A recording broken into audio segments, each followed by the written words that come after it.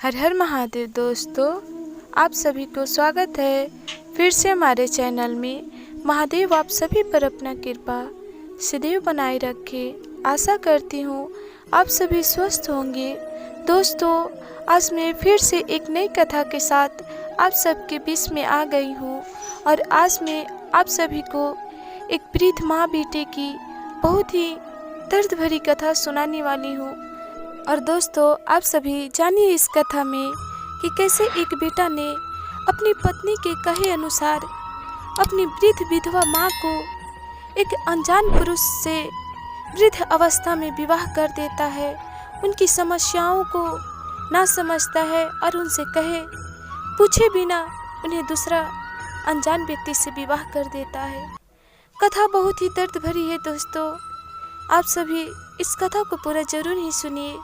और हमारी कथा आप सभी को पसंद आए तो प्लीज़ आप सब हमारी वीडियो को लाइक, शेयर और चैनल को सब्सक्राइब कर बेल आइकन को जरूर ही प्रेस कीजिएगा। और दोस्तों, यह कथा एक छोटी सी गांव की है जहां एक वृद्ध शिव भक्त रहा करती थी। उनके साथ उनके बहू बेटा और उनके 2 छोटे बच्चे भी रहा करते थे। उनके परिवार बहुत ही सुखी संपत्ति परिवार था और उनके बेटा मजदूरी किया करते थे। मजदूरी करके ही अपने घर गृहस्थी को चलाया करते थे। और वृद्ध भक्त जो थी वो महादेव के प्रति बड़े ही भक्ति भाव निष्ठा पूर्वक प्रतिदिन किया करती थी। गांव में जहाँ कहीं भी चर्चा होती उस चर्चा में प्रतिदिन जाती और महादेव से अपने घर परिवार, अपने बेटे बहू बच्चों के लिए दुआ करती, प्रार्थना करती, दया मांगती महादेव से और बहुत ही अच्छे से रहा करती थी। परंतु उनकी बहू जो थी, उनकी भक्ति के प्रति उन्हें बहुत ही जलन होता था। वो कहती ये बुढ़िया तो प्रतिदिन चर्चे में चली जाती है, घर का कामकाज तो नहीं करती परंतु हमारे बच्चों को भी नहीं संभालती है और प्रतिदिन महादेव की भक्ति में लीन रहती है। और 2-4 लोग इसे लेने चले आएंगे, उसके साथ कहीं भी चर्चा हो, चर्चे के बहाने घूमने ये बुढ़िया चली जाती है।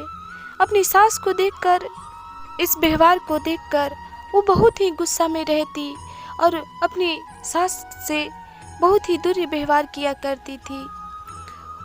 चर्चा में जाने के कारण ही वृद्ध भक्त की जो बहू थी उन्हें सूखी रोटी खाने को देती, कभी भी उन्हें बनाकर खाना तुरंत नहीं दिया करती थी। शाम के खाना जो भी कुछ बच जाती वो सुबह में खाने को देती और सुबह में जो खाना बनाती शाम को बचता वही बासी शाम को वृद्ध भक्त को खाने को दे देती। परंतु भक्त जो थी अपने महादेव को प्रणाम कर कर उस अन्न को ग्रहण किसी भी तरह कर लेती, क्योंकि वो जानती थी अगर हम ये भी खाना नहीं खाएंगे तो हमारी बहू हमें और भी कुछ खाने को नहीं देगी, बंद कर देगी ये भी जो खाना मिल रहा है। क्योंकि जब भी उनकी बहू उन्हें खाने को बासी देती तो कहती कि लो बुढ़िया, यदि तुम्हें इस खाने को खाना है तो खाओ, तो नहीं तो हमारे घर से चली जाओ। तुम्हें हम और दूसरे खाने बनाकर नहीं देंगे, हमारे पास तुम्हें खिलाने के लिए एक भी अनाज नहीं है, हम क्या खाएंगे जब तुम्हीं को ही खिला देंगे। उन पर बड़ा ही दुर्व्यवहार करती। परंतु वृद्ध जो भक्त थी अपनी भगवान की भक्ति में विभोर रहती और भगवान के महादेव के सहारे ही अपनी जिंदगी को गुजार रही थी और किसी से भी कुछ ना कहा करती थी। उनके बेटे भी स्वयं जब उनसे पूछते कि माँ तुमने खाना खाया, सुबह में जब काम पर जाने से पहले अपनी माँ को पूछते कि माँ तुमने खाना खा लिया, तो माँ अपनी बेटी से बड़ा ही प्यार से कहती कि हाँ बेटा तुम काम के लिए निकल जाओ, हम तुम्हें जाने के पश्चात ही खाना खा लेंगे, हमें इस घर में कोई दिक्कत परेशानी नहीं है। हमें बहू बहुत ही प्यार करती है, अपने बेटे से कुछ भी नहीं बताती थी। और जब उनके बेटे काम पर चले जाते तो उनकी बहू सूखी रोटी उन्हें दे देती थी खाने के लिए। और शाम को भी जब उनके बेटे आते तो उनसे अपनी माँ को कुशलता पूछते, फिर भी माँ अपने बेटे को उसी प्रकार बताती कि बेटा तुम खा पी कर सो जाओ, तुम काम करके आए हो, थके होगे, हम खा पी लेंगे, कि हम खाए तो ही थे, अभी ही खाए थे, कि हमें भूख नहीं है। अपने बेटे से कभी भी नहीं बताती थी, जबकि उनकी बहू उन्हें कभी भी समय से खाना नहीं देती थी।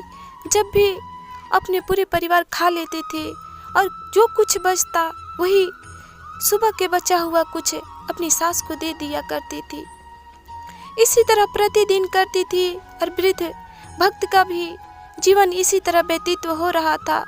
प्रतिदिन रात के समय जब उनकी बहू उन्हें सूखी रोटी खाने को देती तो वो अपने रूम में ले जाती और रोटी को लेकर भगवान से गुहार लगाती, विनती करती कि हे भगवान, यदि हमारा दांत होता तो जो हमारी बहू ये सूखी रोटी भी दे रही है, हमें उसे भी बहुत कुशलता पूर्वक हम इसे खा लेते, परंतु जब हमारा दांत ही नहीं है तो हम इस सूखी रोटी को भी क्या करें, हमसे तो खाया ही नहीं जाएगा, कि हमारा एक भी तो दांत नहीं है। प्रतिदिन वृद्ध भक्त जो थी, जब भी उनकी बहू रात के समय को खाने देती उसी प्रकार कहा करती थी। तो एक दिन का बात हुआ कि उनकी बहू खाना देकर और उनकी पहरा देने लगी कि ये बुढ़िया को जब हम सूखी रोटी देते हैं खाने को, तो देखते हैं कि प्रतिदिन ये बुढ़िया खाने को अपने घर में ले जाती है, ये खाती भी है कि नहीं खाती है, आखिर क्या खाकर ये बुढ़िया जी रही है। तो वो अपनी सास की पहरेदारी देने लगी, आखिर बुढ़िया घर में खाने ले जाकर क्या करती है। तो बूढ़ी भक्त जो थी खाने को लेकर अपने घर में चली जाती है और दरवाजे बंद करके खाने लेकर बैठ जाती है और महादेव से विनती करने लगती है, उन्हें प्रणाम करने लगती है, याद करने लगती है कि हे महादेव, हम इस सूखी रोटी को क्या करें, हमारी तो वृद्ध अवस्था हो गई है और वृद्ध अवस्था होने के कारण हमारे सारे दांत भी झड़ गए हैं, हमारा एक भी दांत नहीं है।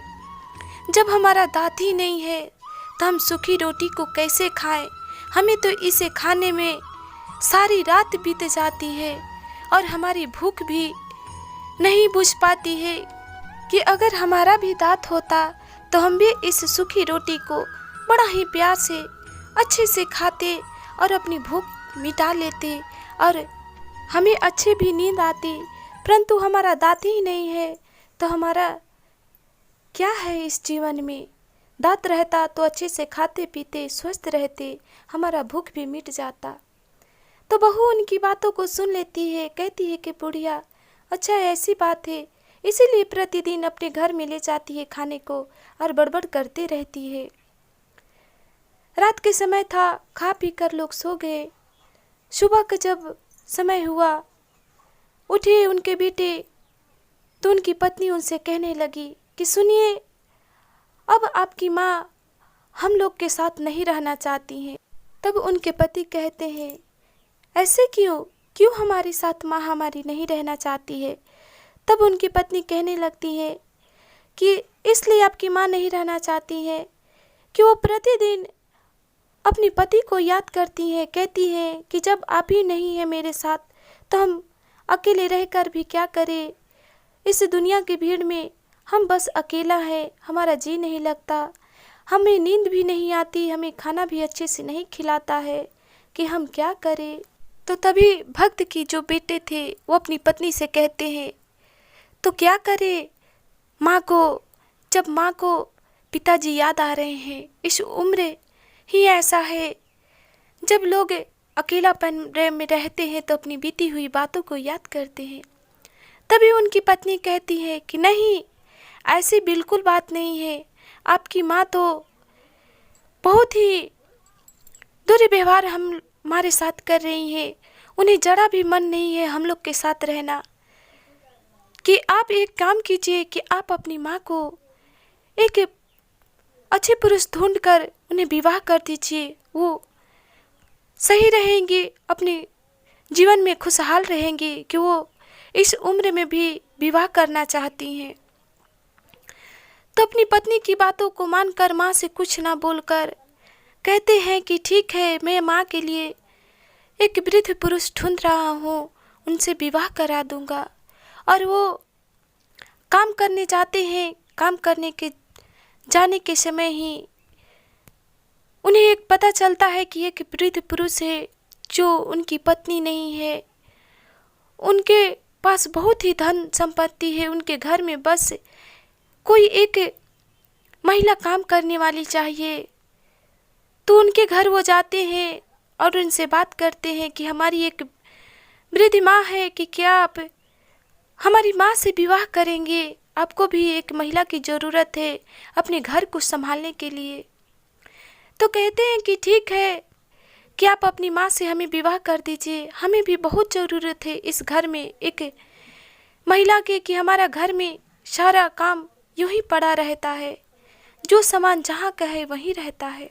तो वृद्ध भक्त के जो बेटे थे वो उस व्यक्ति से कहते हैं कि ठीक है, मैं कल ही सुबह अपनी माँ से पास के मंदिर में ही आपका विवाह करा देता हूँ और आप हमारी माँ को अपने घर में रख लीजिएगा। और फिर वो अपने घर चले जाते हैं और शाम के समय जब घर जाते हैं तो माँ से कहते हैं कि माँ, मैंने तुम्हारे लिए एक पुरुष ढूंढ लिया है, कि मैंने तुम्हारा विवाह भी तय कर दिया है। कल ही तुम्हारा गांव के ही शिव मंदिर में विवाह है, कि तुम्हें इस उम्र में भी पिताजी बहुत याद आते हैं ना, तुम्हें अकेलापन महसूस होता है, कि तुम जब विवाह कर लोगी तो तुम्हारा जीवन भी अच्छे से रहेगा और तुम सुखी भी रहोगी, कि उनके घर भी किसी भी प्रकार की कोई कमी नहीं है, तुम अच्छे से रहना। माँ बेचारी वृद्ध अवस्था में थी, वो जान जाती है कि ये सब जो करे धरे है वो हमारी बहू का ही है। अगर हम अपने बेटे से कहें कि हम ये सब कुछ नहीं चाहते हैं तो हमारा भी बेटा का भी मान सम्मान आदर जो है उस पर कलंकित होगा। गांव समाज वाले भी लोग हमारे बेटे को खड़ी खोटी सुनाएंगे। जब हमारे विवाह हो जाएगा तो जो भी कुछ कहना होगा लोग हम ही को ही न कहेंगे, हमारे बेटे पर कुछ भी आँच नहीं आएगा। अपनी बेटे की बातों को मान लेती है, कहती है ठीक है बेटा, तुम्हारी जैसी मर्जी, तुम जो चाहो मैं वो करूँगी। रात के समय खाते पीते लोग सोते हैं और सुबह के समय अपनी माँ को ले जाकर पास के ही गांव में जो शिव मंदिर थे उसी गांव शिव मंदिर में जाकर उस वृद्ध पुरुष के साथ विवाह करा देते हैं और वो उनके साथ भेज देते हैं। और वृद्ध भक्त जो थी अपने पति के साथ अपने घर चली जाती हैं और जब घर जाती हैं तो देखती हैं कि उनके घर में सारे सामान इधर उधर बिखरे हुए हैं। मंदिर का जो घर भी था ना, तो कई दिनों से उस मंदिर में पूजा पाठ अर्चना हो रही थी, वहाँ पर बहुत सारे कचरे झोल पड़े हुए थे, बहुत गंदा था। भक्त जो थी बहुत ही प्यार से घर में प्रवेश करने के बाद सभी घर को अच्छे से झाड़ू लगाती हैं, घर को पूरा धोती हैं, सारे सामान जहाँ इधर उधर बिखरे थे सभी को अच्छे से रख देती है और मंदिर को भी धो धा कर भगवान के शिवलिंग भी जो थे इधर उधर बिखरे पड़े थे सभी को धो धा कर बहुत ही अच्छे से फूल माला चढ़ाकर बेलपत्र चढ़ाकर पूजा करती है। भगवान से 3 सूत्र की महादेव से पालन करती है, दया मांगती है और घर में बहुत ही अच्छे से रहने लगती है।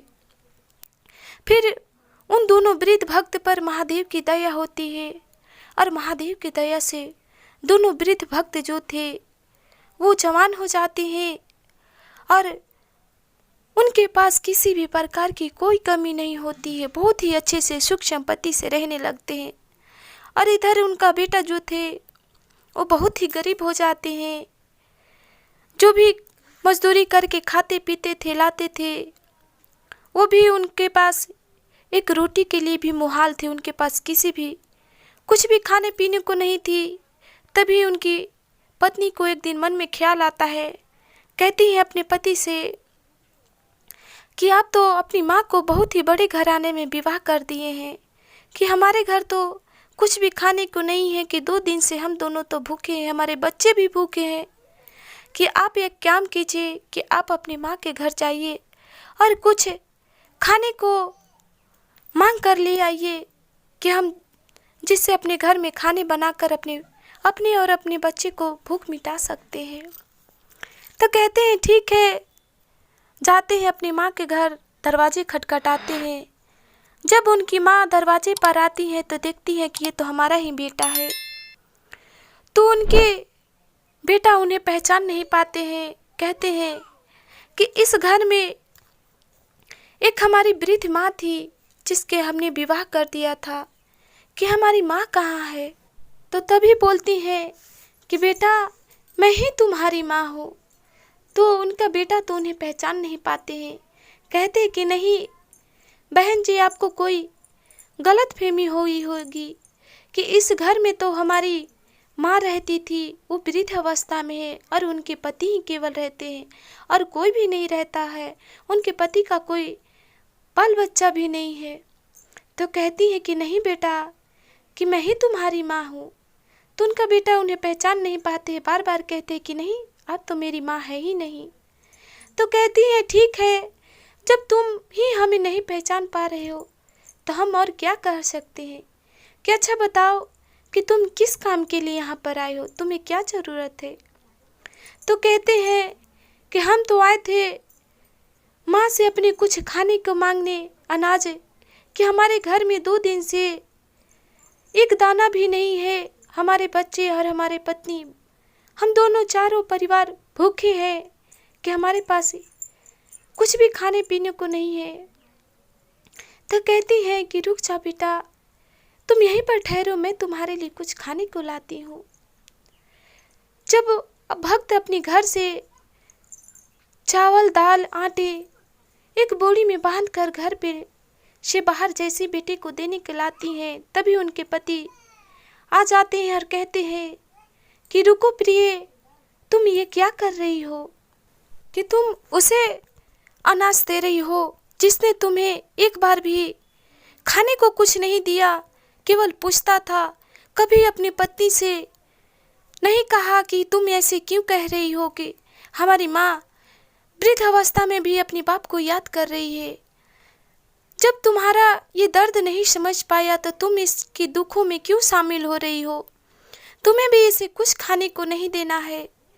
तभी उनके बेटा बात को समझ लेते हैं, सारी बातों को सुनने के बाद जान जाते हैं।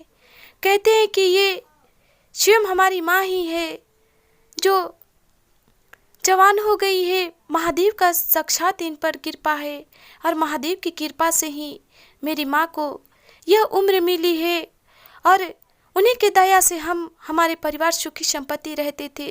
और जब हमारी माँ हमारे घर में नहीं है तो हम बहुत ही गरीब हो गए हैं, बहुत ही अधीन, एक दाने के लिए भी भूखे तड़प रहे हैं कि हमारे पास कुछ भी खाने को नहीं है। बेटा उनके निराश होकर अपने घर चली जाती है, अपनी पत्नी से सारी बातें को बताते हैं। तभी उनकी पत्नी कहती है मैं तो आपको इसीलिए कह रही थी ना कि आपकी माँ जो है इस अवस्था में भी अपनी पति को याद कर रही हैं, कि देखिए हमारे कहने पर जब अपनी माँ को आपने विवाह कर दिया तो कितनी अच्छे से रह रही हैं। और आपकी माँ की ममता तो देखिए, आपको एक चुटकी खाने को भी कुछ अनाज तक भी नहीं दी। तभी उनके बेटा अपनी पत्नी से कहते हैं कि तुम तो एक ऐसी इंसान हो कि जो वृद्ध समान अपनी माँ के जैसी सास को तुमने ठुकराया और हमसे बहुत ही खड़ी खोटी कहकर हमें अपनी माँ से तुमने अलग कर दिया, कि तुम तो क्षमा के लायक भी नहीं हो, कि तुम्हारा जैसी करनी है तुम उसी अपने कर्म के अनुसार भुगतो, कि हम तो अपनी माँ के पास जा रहे हैं, कि हमें अब तुम्हारे पास नहीं रहना है। हम अपनी माँ के शरण में ही 2 बात सहकर भी माँ के साथ रहेंगे। और अपनी पत्नी से ये बातें कहकर अपनी माँ के पास चली जाती हैं। माँ तो ही होती है। माँ भी अपनी बेटे की बातों को सुनकर उन्हें सीने से लगा लेती है, अपने पास रख लेती है, उनकी गलती को क्षमा कर देती है। फिर उनकी बहू भी उनके पास आती है, उनकी शरण में गिर जाती है। उन्हें भी पति पत्नी जो थे क्षमा कर देते हैं और अपने समस्त परिवार के साथ रहने लगती हैं।